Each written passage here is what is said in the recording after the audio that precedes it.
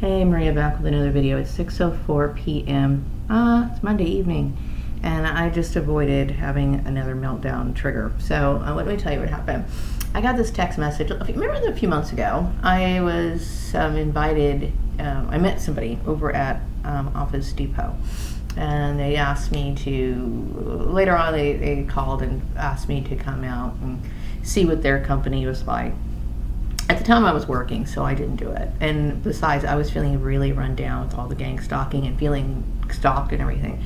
And so, from time to time, this person would contact me via text messages. Hey, I want you to come out and see my place or whatever. So, last week they sent me a text and asking me to do it again. So since I was looking for work, I figured I'd go. Now, I've never applied to this job or anything, but I figured I'd go see what they're talking about. Now, when I met these men, they were wearing their suits. They were dressed like in regular, not tuxedos, but they were dressed in regular business attire. And then when I got there today, these men were wearing, or at least the guy at the front was, I introduced myself and said I was looking for a particular person, and this dude was wearing a uniform. Now, mind you, and like I said, this is not the issue of me being a baby because I like wearing my clothes to work. I personally feel that people should be comfortable in what they're wearing.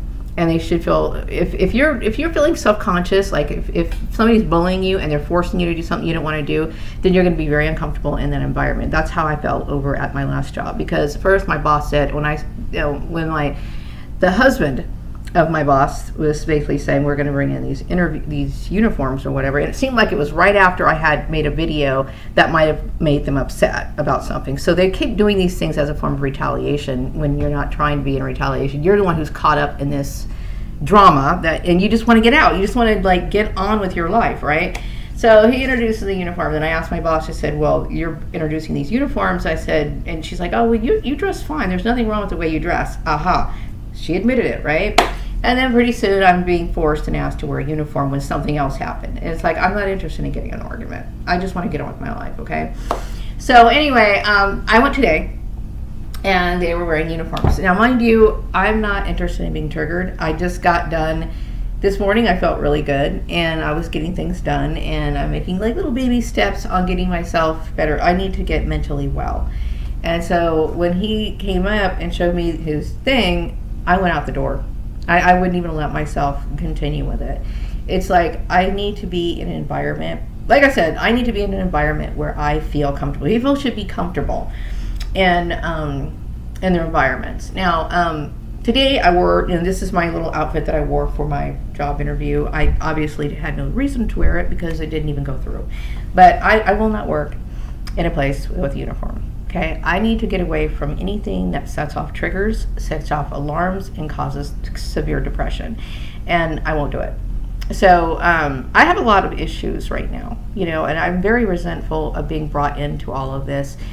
It was a way of bullying me, trying to one-up, and this is not me trying to one-up anybody by me saying, hey, it causes triggers. It does cause triggers. It causes triggers that somebody would initiate something like this. It causes triggers that somebody would stalk me. It causes me triggers that somebody wanted to manipulate me financially. It causes me, these are all the things, and every little thing that I encounter that sets that off, it's too much. You know what I mean? So the person that contacted me, sorry, but I'm not going to follow up, and I did block their number, okay? And he may not have meant anything or whatever, but this is how the gang stalking works, okay? Anybody that you meet, it's like the person who's instructing the community or whatever, they know not to divulge any information. So if they meet you or they have a conversation with you, they either report it or it's being caught on surveillance or something, and it gets communicated back to whoever, right? And so probably when this person met me at Office Depot, he probably already knew who I was, because this whole thing went throughout the community, and I really wasn't comfortable with what these people did. You know what I mean? I don't want to have to deal with it, and I shouldn't have to. I mean, it should be understood in this community that I'm a victim of something that is the worst thing that ever happened to me in my entire life. Honestly, it is, because it causes me severe depression, anxiety. I don't know who these people are, and when I say that, I mean, like, you know that your siblings could be like a little devious, a little mischievous, whatever, but you don't think that they would do something to try to force a marriage. That's like the most criminal. That's like human trafficking. Like, what are you doing? And then you deal with the Collins family and all this. It's too much. It's too much. Way too much. So, no, I didn't go. You know what I mean? But I did save myself from having a very bad episode of depression and trauma and everything else. So this is the point. It's unfortunate. I'm sorry if Jennifer has her personal preferences on how she sees things, okay? But I have the right to live my life. This is the life that I choose to live. And it may conflict with yours because you have a religious outlook on life. And that's fine. That's your choice. Okay? And I don't believe that there really was any sort of Maria get together with Bruce. I think that was used as maybe a May to either have Bruce manipulate my employment, or whether, let's just say, for example, Bruce really was separated from Sarah or whatever and was looking to get married or whatever. You don't mess with my employment. And if something like that was going on, I had better note about it. Like, that's one way of people manipulating people and abusing a person. And maybe there's people who disagree with what I'm saying, because this is a fairly new concept to an environment, a community that has probably always done things like this. You know what I mean? And I'm not trying to create any problems, but at the same time, it's like, well, you know what? You blacklisted me in different locations. You could have at least not have blacklisted me in other locations. You know what I mean? It's like you're basically you're forcing a person to not be able to take care of themselves and move on and pursue the life that they choose to. Okay? I don't want to be around anybody that would do that. You know what I mean? And so why am I bringing this up? Is because I avoided something. You know what I mean? I don't want to have to encounter that again. You know what I mean? And I understand there's companies that they wear uniforms, but if I see they wear a uniform, Maria's heading out the door. I don't even want to sit there and think, well, just give it a little time, go and work there and see how it works. Every goddamn day, it's to me, it's like I'm being harassed. That uniform represents nothing more than harassment to me. That's all it represents to me. Okay, it reminds me of a time where I lost my job, and then people followed me, and then constantly did this, and I'm dealing with arguments that I don't need to deal with. You know what I mean? I think there's some people think, well, you need to look like the people who are around you. Okay, here's the thing. If I was to work in an office, then I would wear, like, I go to the bank, right? When I used to work at my last job, I go to the bank, the girls are wearing dresses, they're wearing lipstick, they're doing whatever they're doing. This is the kind of environment I choose to work in. If I'm going to work, that's the kind of thing I want to do. That's what makes me comfortable. That's who I am. That's what I like. You know what I mean? When it comes to dressing up for work, that's my preference. And obviously women feel comfortable doing that. This is who they are. Or it's at least a part of who they are. They're girly. They like their clothes. They like their whatever, right? And I would think, man, I sure wish I could just wear my clothes. I'm so unhappy wearing this uniform. I fucking hate it. And then every day it just kept spiraling down from there, because I knew that I was being controlled by the same people who were abusing me and then following me, all of this other thing. What the hell do they want? And it's making me very nervous, making me very sick, and I'm not comfortable with it. Okay? You gotta understand, stalking is a very serious issue, and it's very psychologically damaging on so many levels. And it's like, to see anything that says so. There's certain items that I've thrown away in my house. Why? Because it creates a trigger. It's traumatizing. It's trauma-inducing. And because of that, I don't want to see it. Everybody needs to know how to maintain the best mental health that they possibly can. In this case, if you know something is going to cause you some sort of bring up negative memories, going to cause you some sort of trauma, it's going to affect you in a way, then you need to separate from it. And see, that's the biggest issue with people who are religious, because to religious people, even though it breaks the law, even though it breaks even God's laws, because you're not supposed to enforce and bully people into your way of lifestyle. That's not what Jesus did, but you guys tend to want to do that to me, right? But still, religious people don't do it because they don't try to bully you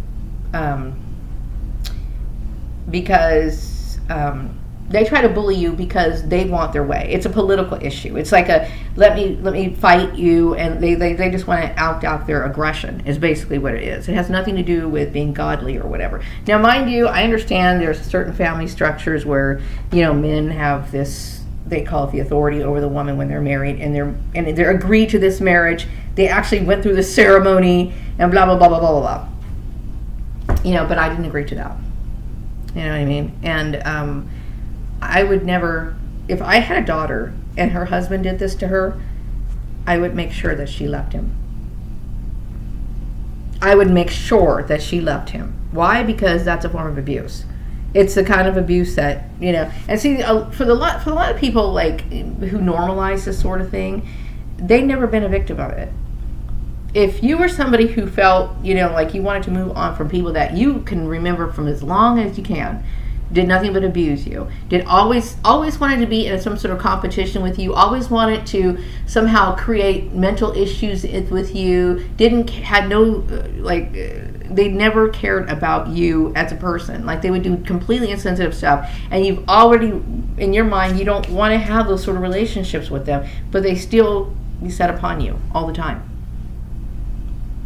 You know what I mean? And they're always going to sit here and try to enforce their shit on you. Why? Because they're never going to be content with what you are.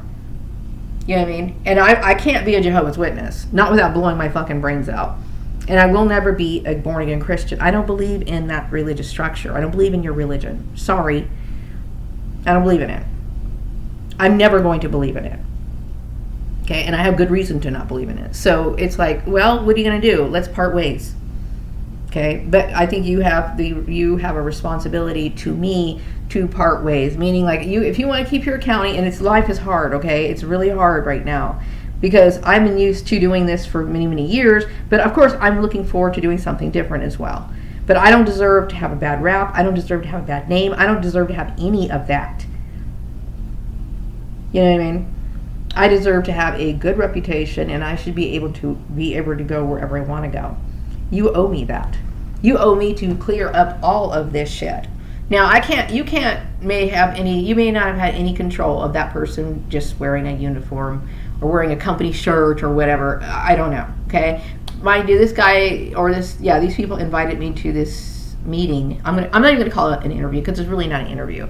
Because it would be an interview if I purposely sent out a resume or whatever to these people. It wasn't. But it was something that was been in the works for a long period of time. And I finally got my chance to go over there.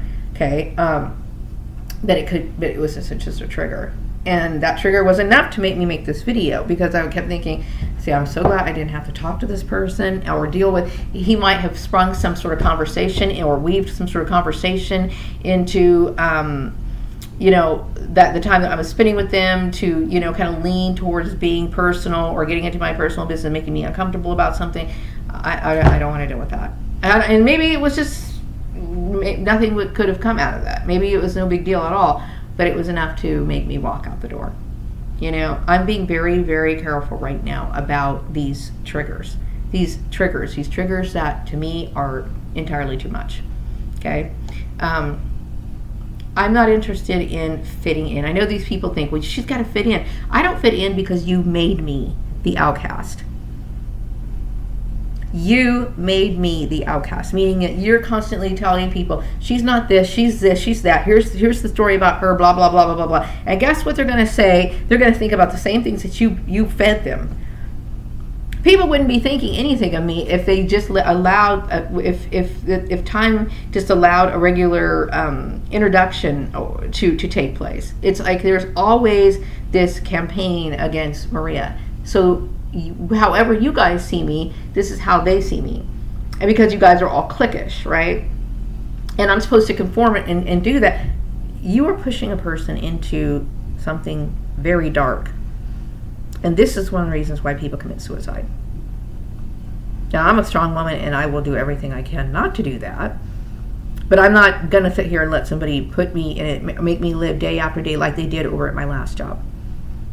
And then when you're trying to bring up something to them, they have that look like, I don't know what you're saying. They got that kind of wicked smile, that twisted, morbid, I'm going to say almost crazy look on their face, like they're going to hide something that's dealing with your life. I don't think that's funny at all. You know what I mean? And I'm not trying to like bring it up. I'm just like, you know, I make these videos because it is therapy for me. You know what I mean? It's therapeutic for me. And, you know, here's another good reason to keep this in mind. Like, I know that Bruce's mother, Terry, okay, followed me from place to place to place to place, demanding that she's right. Now, I have proven to her several times that I'm right. The law says I'm right. Your religion, based on what they're right. Even though you don't like the way that I live, okay, I have the right to live this way. And you don't need to sit here and push me, bully me, and do all this other stuff to try to make me conform or whatever. It's bullshit, okay? And so I'm the one who's paying the price for it. And then, you know, you're the one who's inflicting this pain. Like, I didn't ask for it, any of it, you know. And I get tired of paying the price for something that I didn't do, you know, which I've said this before. So anyway, I wanted to come on here and make this video. It is Monday. I've got some things I wanted to do for this week that relate to my future, and I need to think with a clear head, you know. And I know that some of the jobs that you guys have picked out for me have been extremely like traumatizing. Like the one that I had, that interview I had last week. No, like I said, don't ever have these people call me back again. I don't want to do that. You know what I mean? And I understand that people really, really, really want me to marry Bruce or whatever, or if that's even a dialogue or whatever. I don't know what the deal is, okay? But it's dark to me, and I'm not comfortable with any of it. Okay, you may, you know, Jennifer. She's always been the kind of person. She's always been like, you know, that's the word to say. There's nothing wrong with being a plain person, but she's not into all the girl stuff.